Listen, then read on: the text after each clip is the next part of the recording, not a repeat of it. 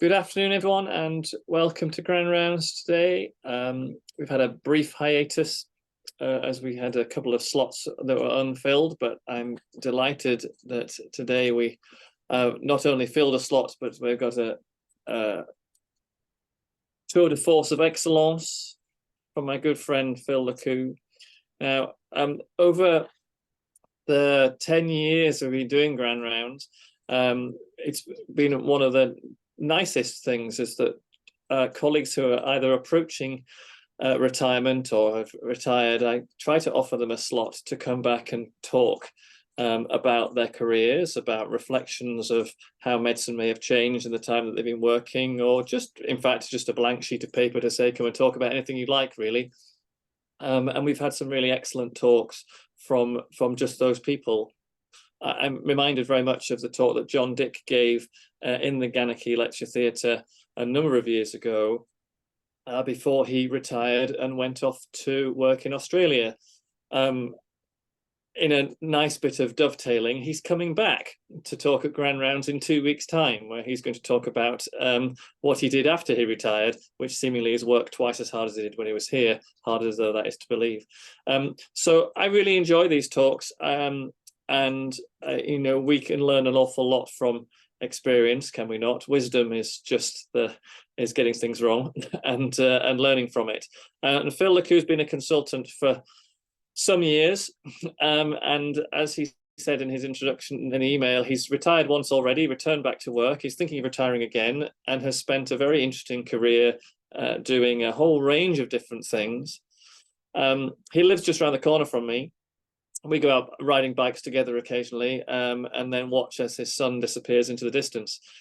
So we have spent a lot of enjoyable time, Phil and I, chatting on the bike. And I was delighted when he reached out to say he'd like to speak at Grand Rounds. He's going to talk about flexible careers. He's going to talk about aid work. He's going to talk about the fulfillment, I suspect, is going to be a big part of this.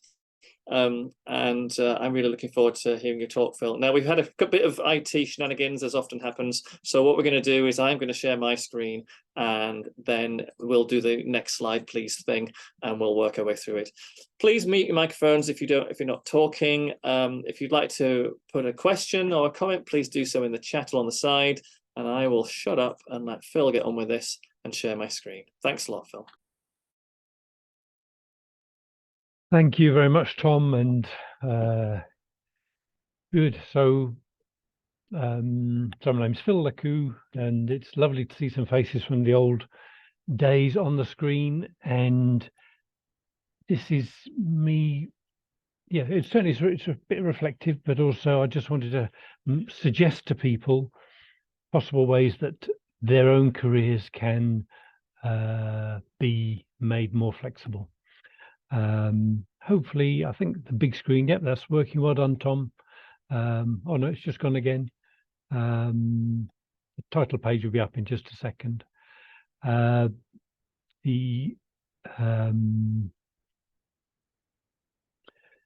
it is personal thoughts, but I think it is slightly, yeah, it is possible that it goes, along with possible other thoughts for other people. So next slide, please. So yeah, I'm mentally proud of the NHS. So it is, somebody else used the term to me, social miracle. And in contrast to other places, I purely mean that there's obviously places around the world that have difficult situations with their health services. And obviously I'm going to talk about my drives, and these are my personal thoughts, but you may have another drive which makes you think, actually, yes, that could work for me. Next slide, please. So the study I'm talking about, so the recent study. So, and next slide again. So obviously by University of Dundee, and when I read this second paragraph, I didn't really think it was me. I'm sure it is true, but I didn't really think it was me. And it made me think, why, isn't it a shame that that is happening a lot? I can certainly recognize why it happens a bit, but I didn't fully feel that I was disillusioned, burnt out. I am getting too old and I am tired, and I'm glad, I'm glad in a nice way to be retiring. Next slide, please. So I was then thinking, why, there's been lots of articles in the BMJ, etc., about why are these things happening? Why are we not as happy as sometimes? And somebody else's phrase was, things seem to be our responsibility as consultants, but not our control, which can feel pretty unpleasant. Yes, blame, and I don't want to get a letter from the GMC, for example. Defensive medicine, the layers like the end of human life on Earth, etc. And all I was meaning by that is that if we are well, then patients are. We're going to do a better job. Next slide, please. So I've had a strange career, and these are the things I'm going to talk about briefly and not in detail, but I'm going to talk a bit about unpaid leave. I'm going to talk a bit about half-time working. I'm going to talk a tiny story about our lovely colleague called Bill McRae. Some of the older people will remember him. He's the father of chronic post-surgical pain, meaning that when we consent somebody for their hernia repair, and the surgeon will tell them, there's a percentage chance that you'll end up with some chronic pain afterwards. He was the man that brought all that in, and the risk factors, etc., etc. But I'm going to talk about him in relation to working somewhere else. I'm going to talk a bit about annualized hours, which I did for a lot of years. I'll talk a bit about short trips, sabbaticals, which I've never done, but officially. And I'm now the second retire and return. And then there's this now new thing, which I've not been part of, but retire and rejoin. Next slide, please. So, and why was I doing all this? So, yes, certainly I've had itchy feet. I probably have had all my life. But also I was wanting to do aid work. But your drive may be because you want to, improve your golf. You may want, who knows what your drive might be. A colleague mentioned to me that he had done annualized hours because of his divorce and his kids being further away. Whatever it is. Anyway, next slide, please. But what I do think is that sometimes us not working quite so hard can mean that we actually work slightly better quality. I feel that for myself, balanced slightly better. I work in the pain clinic, so plenty of complaints, but I think maybe I'll get fewer, maybe a longer career, who knows. Next slide, please. So I've been in Tayside on and off since the early 90s, trained in anaesthesia, and I've been here and there a little bit. 7 years of that was half-time consultant, meaning I only worked April to September, and then I wasn't here October to March, and then I was away doing aid work. Of course, I never went skiing or anything like that during that period, but strangely, so I've not heard of anybody else having that contract, the 7-year, the half-time contract, but all I'm saying is that these things are possible.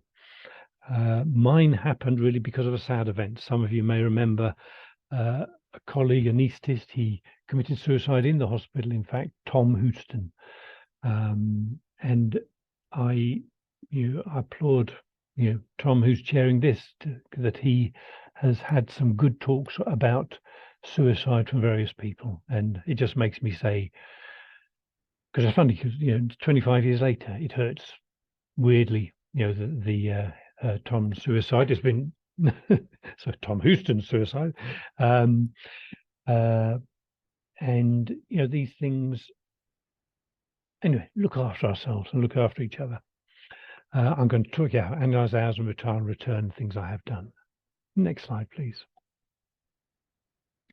So I've jumped straight away to unpaid leave. I was a registrar here.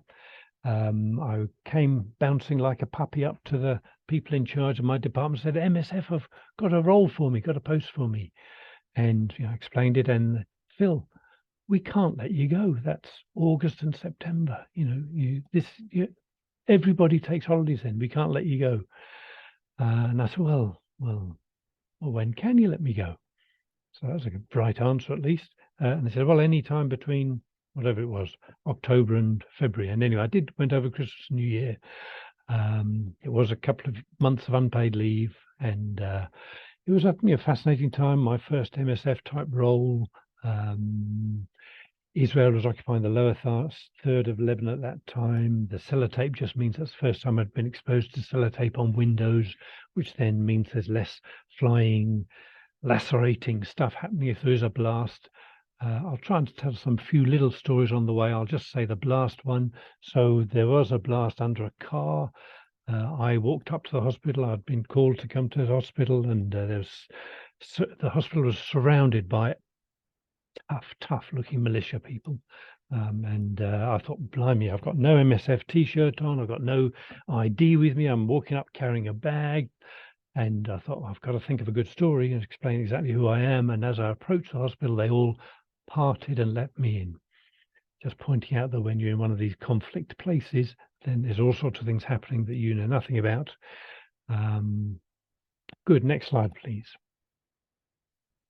So unpaid, this is Lebanon. This is the place in Jezin, and the architecture is very similar, obviously, to what we're seeing now in Gaza. Concrete-ish buildings, though quite attractive, some of these. This is a hilly area. Gaza's quite a flat area. Next slide, please. So now I'm going to talk briefly about the half-time years, but since that's a pretty rare thing to do, then I'm not going to cover it in any detail, but I will. Yeah, anyway, so I sold it in my own department. So I was a registrar and doing a locum consultant for some of the time. I said, everybody wants holiday in April and September. Why not have somebody who's willing to do a variety of lists in that time and are not there for the winter? And it did eventually happen. It happened, of course, because of Tom Houston, as I mentioned. At the time, I had a friend working in the Scottish office, and she was at a meeting with the minister and all sorts of other people in the office in the room.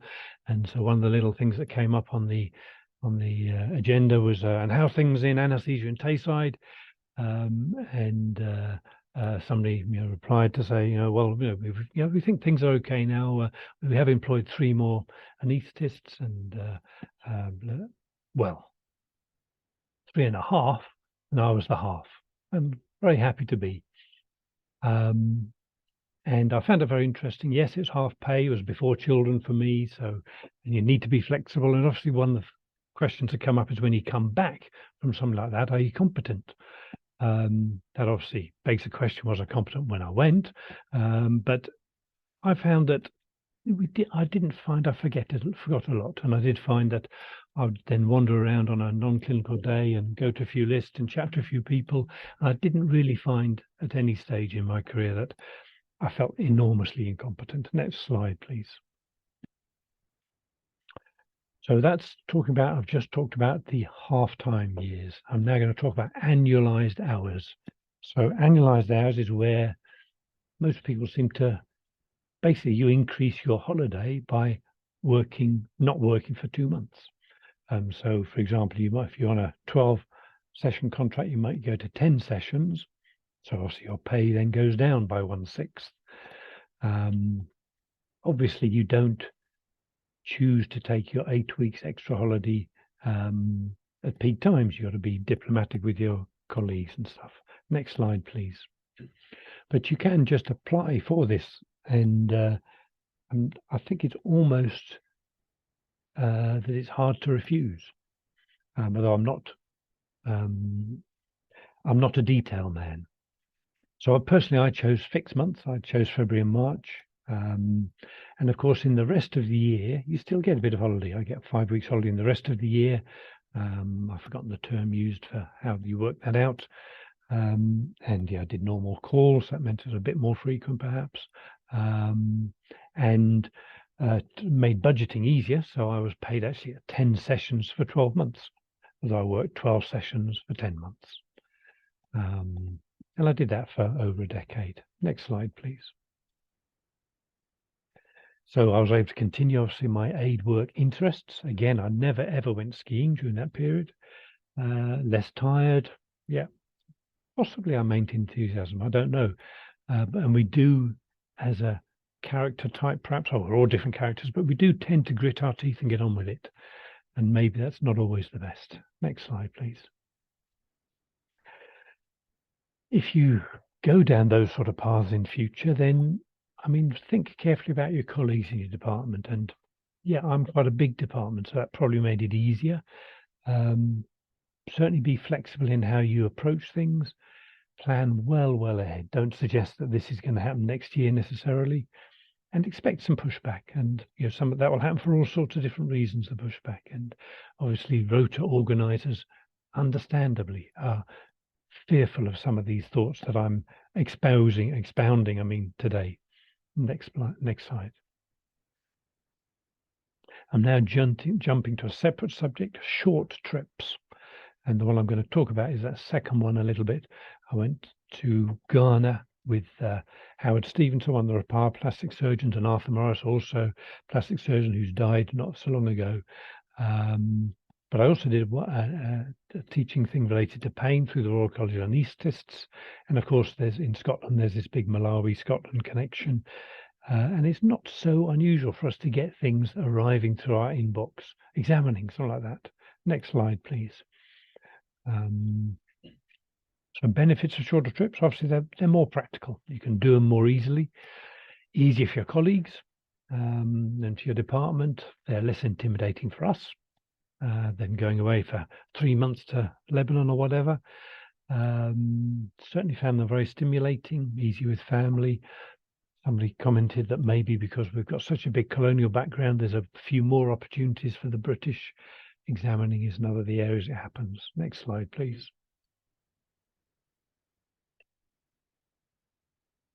So this is just touching upon this burns trip to Ghana. Next slide, please. So you end up doing some teaching, and the anaesthetist on the left, I think she was actually from Ukraine. And I can't remember how she ended up working in Ghana, but she was there, and there's all sorts of other people there. Then I knew how to do a sciatic nerve block, and an anaesthetized child, probably forgotten now, but a child with severe burns of the lower legs and terrible contractures. And it was nice work watching people like Howard and Arthur Morris do their stuff. Next slide, please. So all sorts of burns. So he looks as if he can look up in the air, but in fact he had a severe contracture, and so that is a issue immediately.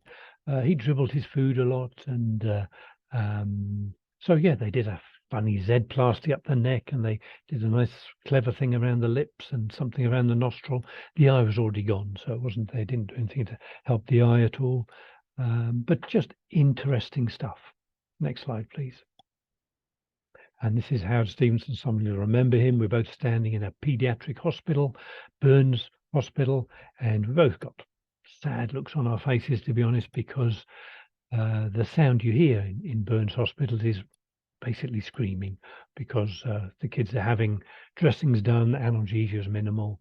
And yeah, next slide, please.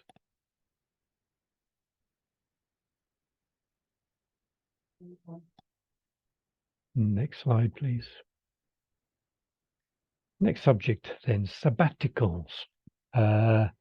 So in the terms and conditions I think this is from, so if you want a sabbatical, then you can take up to 6 weeks after 7 years, 3 months after 10 years, or something like that. They might even still accrue pension.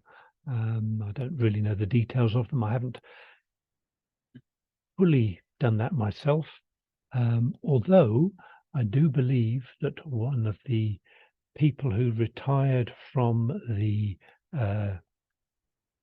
human resources, they used to call it another nicer name in the olden days, I believe that she carefully made some of my half-time years sabbatical so that it did accrue pension. So I thank her very much, but I keep that quiet, don't tell anybody. Next slide, please. Okay, so that's sabbaticals, which I don't know an enormous amount about, but you have the right to them. This is now retire and return. So I took the pension at 64 or so years ago, and basically I did that because I could not have continued at full-time pace. I was tired. I must admit, I have a colleague in my room now, and he quite commonly knocks loudly on the door to come into the office because he knows I might be asleep on the chair now. However, So I had the choice then of retiring fully or retire and return. So I did retire and return. My kids are reasonably young. My youngest is 16 now, and so I didn't want to impact my income too much. But I now do 6.5 sessions, a mix of anaesthesia and pain, no on call, and it's really worked well for me. Next slide, please. So our marvelous medical director, Pamela Johnson, said, "Don't do it." Okay, this was 4 or 5 years ago. She said the trust could terminate your employment at will. Yeah, and my department might use me unfairly, and by chance or whatever. But none of this happened. In fact, the trust needed people anyway. My department have been enormously fair to me, but I like the fact that Pam was thinking for me about me. Next slide, please.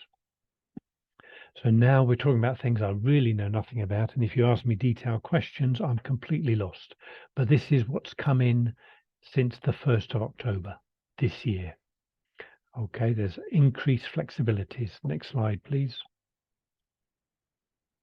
So you can retire and rejoin. So as soon as I see words like drawdown, accrue, abatement, this sort of thing, I just couldn't be less interested. Nevertheless, obviously, it's important stuff, the pension stuff. But now things are much better than me retiring return. And if it was 5 years ago, I would retire and rejoin. Next slide, please.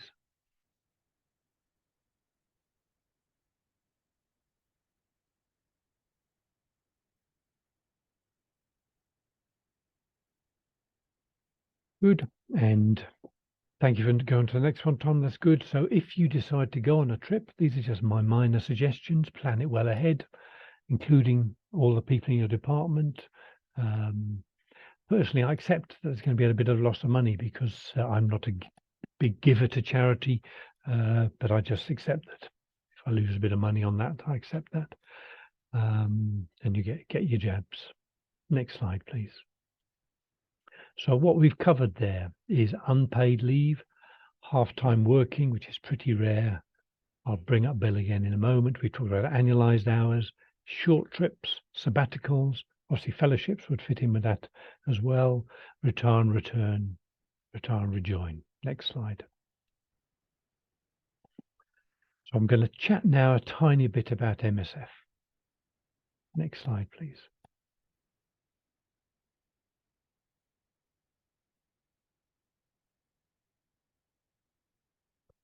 But before that, I just want to say that the group I'm talking to now is this group on the screen. So I wasn't then talking about MSF people. So really, we should be incredibly proud of what we do, and you should be blah, blah, blah. But I just do actually believe that. Next slide, please. But now I'm talking about MSF stuff, and I'm trying to contrast it and say, aren't we lucky?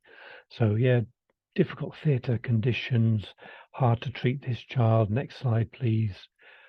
Also hard to treat this, do anything for this next slide. But both of those were child soldiers.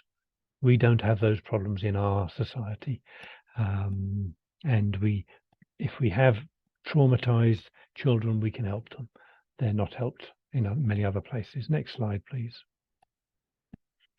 Burns have followed me around and very, very interesting, but aren't they difficult?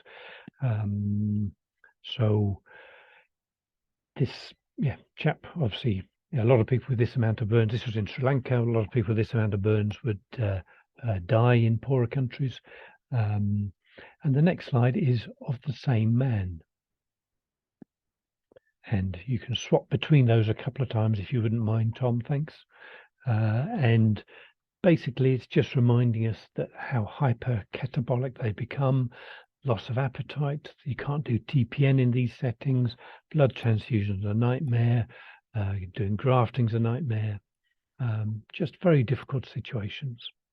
And happily, we don't get too many of these awful burns. Next slide, please. I'm now jumping to another country. So this is me just jumping between countries that I've worked at. I've finished the main thrust of the discussion about the different ways of having our career, and this is just some of the things I was involved with. Sierra Leone, I've been involved with quite a lot of it over the years. I went as a tourist, in fact, in '85, had a complex civil war in the 2000s. Amputations was the big deal there. Did some research about it, and went briefly back for Ebola, wasn't very useful for that. The amputations was terror. Next slide, please. Trying to, and I wrote some papers about this, and this is a comment on one of my papers.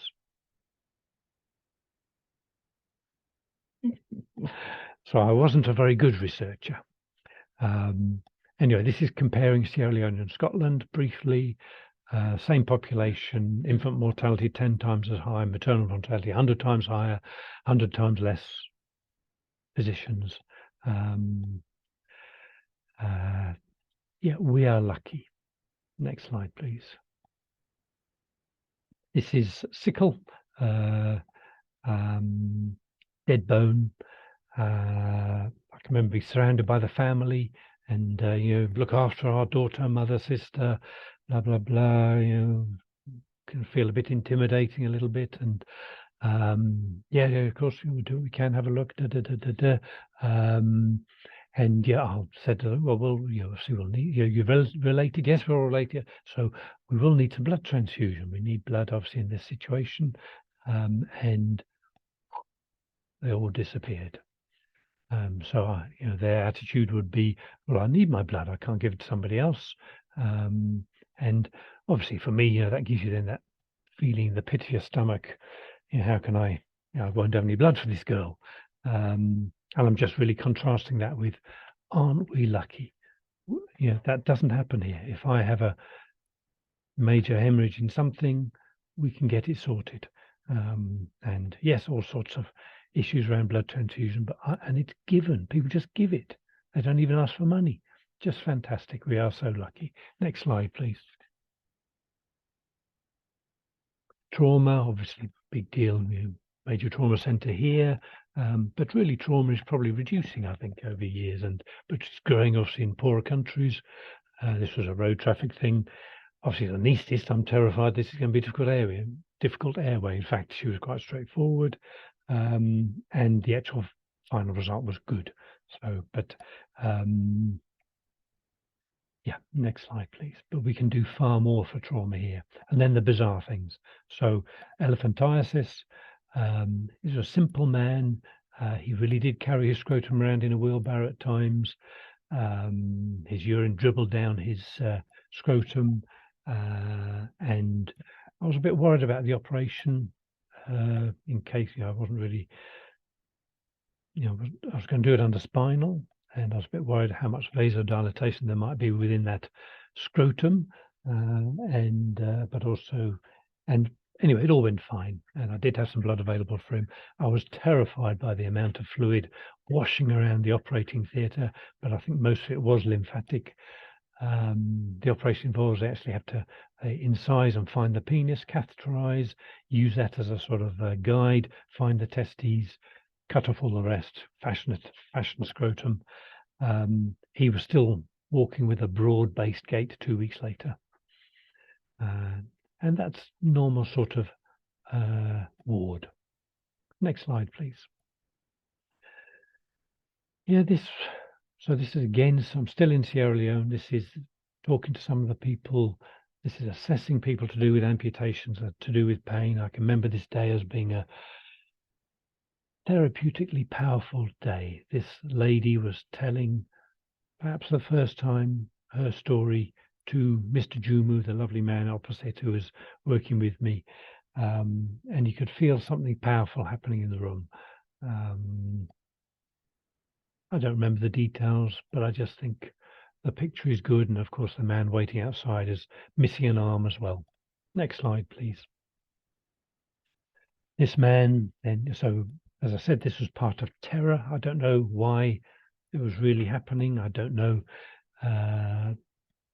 So I'm sorry, I'm jumping around. But anyway, I remember sitting in Sri Lanka, a man reading a paper not far away from me. Then I knew he was going to come and talk to me at some point, the way he's looking across.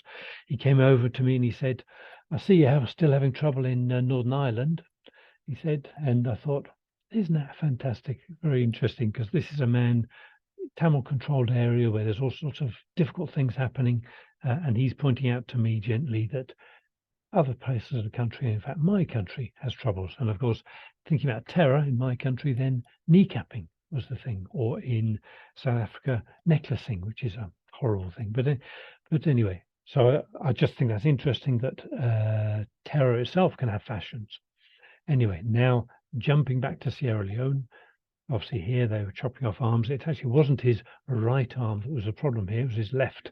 So it was badly mashed, still on, but you can see the shiny fingers of probably chronic regional pain syndrome, and he's certainly a neuropathic problem in his fingers. A highly respected head of a family, children, grandchildren all around him. We don't have these things happening. Next slide, please. And this man has no hands, so both hands removed. If you lose one hand, it's pretty difficult, but you can still eat, you can still wipe your backside. So he couldn't do these things except with help. But he's demonstrating to me how he sleeps, because it helps. He finds a bit of pressure on his stomach, helps his pain. We were doing a bit of treatment, medication type treatment, but as you know, all of you, from referring to the pain clinic, we can't cure people. Medications sometimes help. We're using a bit of amitriptyline, carbamazepine in Sierra Leone. Next slide, please. And now I'm just coming to the Bill McRae story. Okay, so he's a good friend of mine. That's he and I. We do beekeeping together. But he freely admits that there was a time in his career when he was pretty disillusioned and pretty cheesed off. And in fact, in that time, part of the thing he'd been doing was exchanging emails with me when I was in Sierra Leone and struggling as to how to set up some sort of pain help there with these amputees and other war wounded people. And then we needed to go and reassess people. And I was able to, he was keen to come and help me reassess people too. And he talks about that as being a rejuvenating experience. It made him think about the world, and made him think about the amazing service we work in already, and he just found the whole experience a good thing. And obviously, I'm not trying to sell you to go and do aid work to do that for you. I just mean that sometimes we need to reset and reorientate. Next slide, please.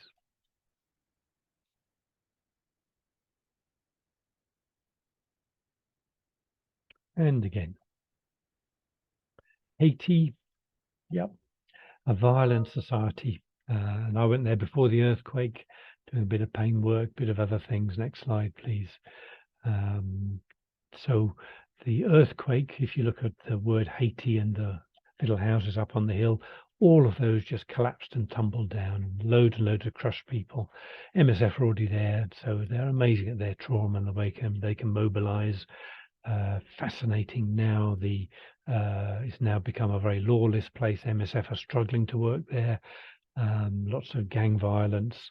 Amazingly, the Kenyans are thinking of going to Haiti in the Caribbean to bring order. Don't know how that's going to work exactly, but just interesting stuff. Next slide, please. They do MSF do external fixation there. This isn't nothing type surgery. This requires some abilities and some equipment, and MSF are incredible. The breadth of things they get involved with. Ebola, measles for 200,000 people, malnutrition, just incredible breadth of things, a bit like the NHS. Next slide, please.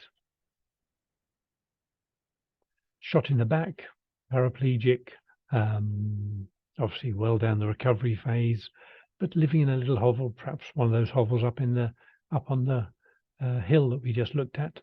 Not hovel, but not a lovely place, but at least there's a bit of care happening, but she'd have a much better care here. Next slide, please. Sri Lanka. So this again is some years ago. Tamil Tigers were controlling a good part of Sri Lanka. Tsunami then, of course, damaged a lot of Sri Lanka, a lot on the east coast of Sri Lanka and the south. But anyway, in the Tamil Tiger-controlled areas. Next slide, please. And that obviously is now not happening anymore because the government destroyed the Tamil Tigers. And part of that, some people would argue that a lot of the Tamils are now in a bit similar to concentration camps, some of them now. This just showing on the lagoons of on the east coast around Batticaloa, where I was. And of course, this doesn't hold back a tsunami. Next slide, please. And this is one of the educators. She's been talking to that big group of women in the background on the right.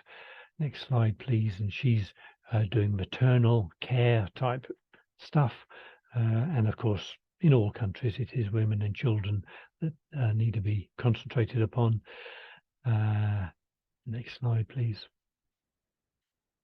And, you know, we are so lucky. I've jumped the number there to Africa. In fact, in Sierra Leone, the number there is even worse. But, you know, women who die in our setting, in our fantastic obstetrics, are the women who die are nearly always the ones who have got a health problem anyway. But these are in Africa, except these are all normal women. And so when my first trip, in fact, after retiring, is to visit a friend in Sierra Leone. And so there, if you say to a mum, oh, congratulations on your baby, or on your mum's having her baby, then they'll say something like, yeah, mum survived. Next slide, please. Another subject which had never even occurred to me. So this is just medicines, obviously, but I'd never heard of counterfeit medicines, but a common thing around the world. Again, aren't we lucky we never even consider it? Of course, the penicillin I give to somebody is penicillin, but counterfeit drugs around the world are a common thing. And obviously MSF doesn't have that trouble. We don't have that trouble. Next slide, please. Briefly talking about Georgia, a bit below the Caucasus in Russia, near Armenia, and there's a breakaway part of Georgia then called Abkhazia, and it may now be subsumed into Russia. But again, MSF does amazing things, I think. So obviously TB's resurged in the world on the back of HIV. I think the HIV things that MSF have done have been amazing. But anyway, TB, then so here they are choosing, MSF are choosing to treat multi-drug resistant TB, so complex treatment in a prison in a country which nobody recognizes, Abkhazia. Marvelous stuff. And obviously they were treating TB in the general population as well and stuff. And I was doing some pain stuff, mostly palliative, mostly oral morphine in people, particularly with facial cancers. Translators again, I can remember watching steam rising from an abdomen, and it just reminds us how fantastic we are here, all the warming and things we do. Next slide, please.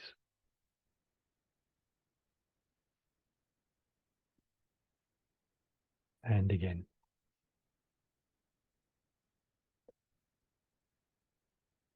So thank you to many, many people for many things, and obviously get reflective again. But it's been I've really enjoyed working, and I thank you so many people for so many different things.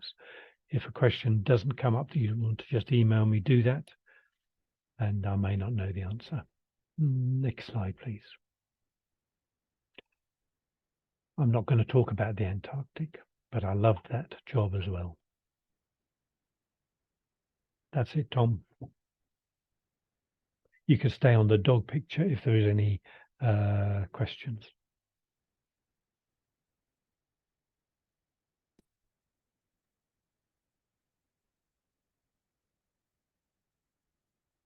Right, sorry, I need to come out of the sharing so that I can look at the questions in the chat. But thank you so much, Phil.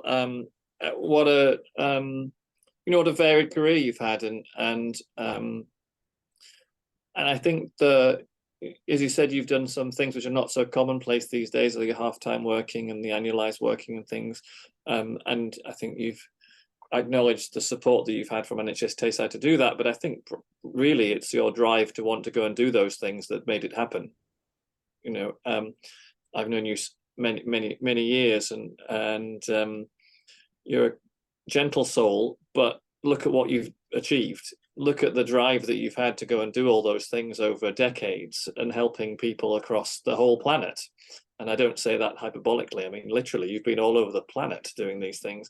And I think it's, and you've given a very self-effacing presentation there of a phenomenal career of helping people in the toughest situations and the hardest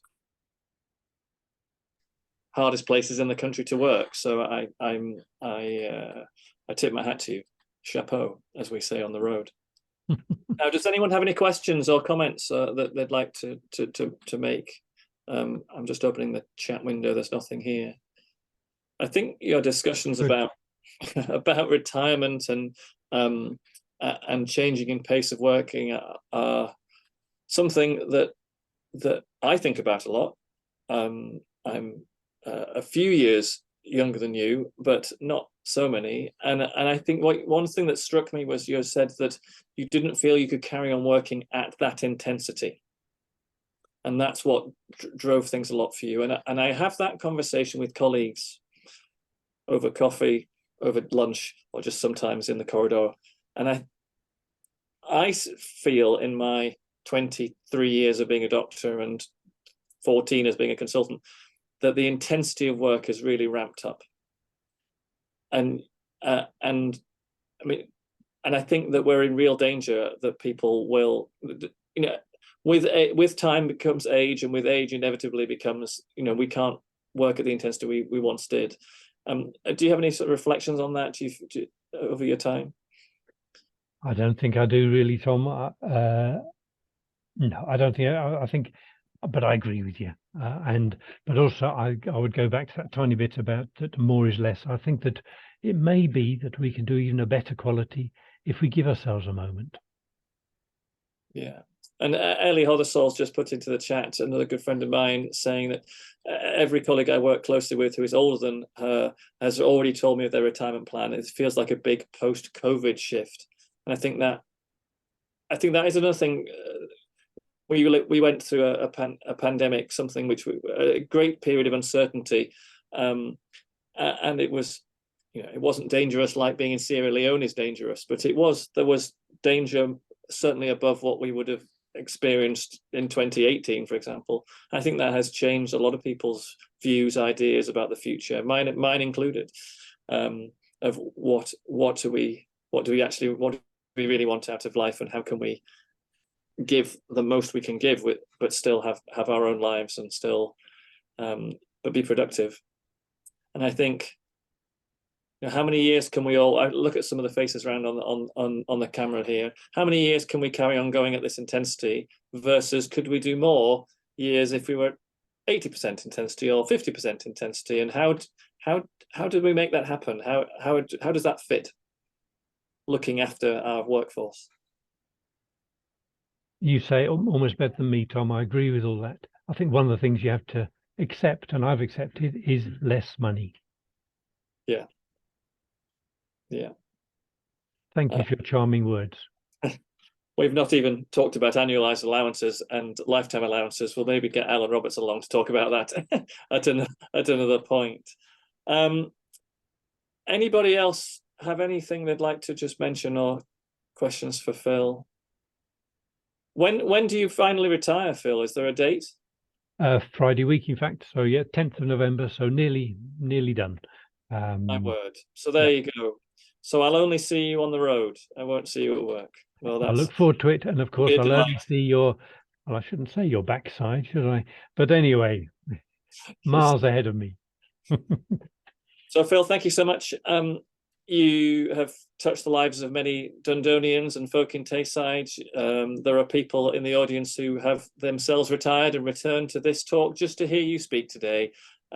You've touched the lives of colleagues and patients, but also we've heard all over the world. And I think you're certainly an inspiration to me. And I'm sure you've inspired a whole generation of anaesthetic and pain trainees. So thank you so much for all that you've done for us here in NHS Tayside and further afield. and I hope you thoroughly enjoy your retirement, and that this is time you're retiring for good. And I will see you on the road. And thank you so much. Thanks everyone for joining, and we'll be back again next week with something a little bit different. Okay, thanks everyone. Take care. Thank you, everybody.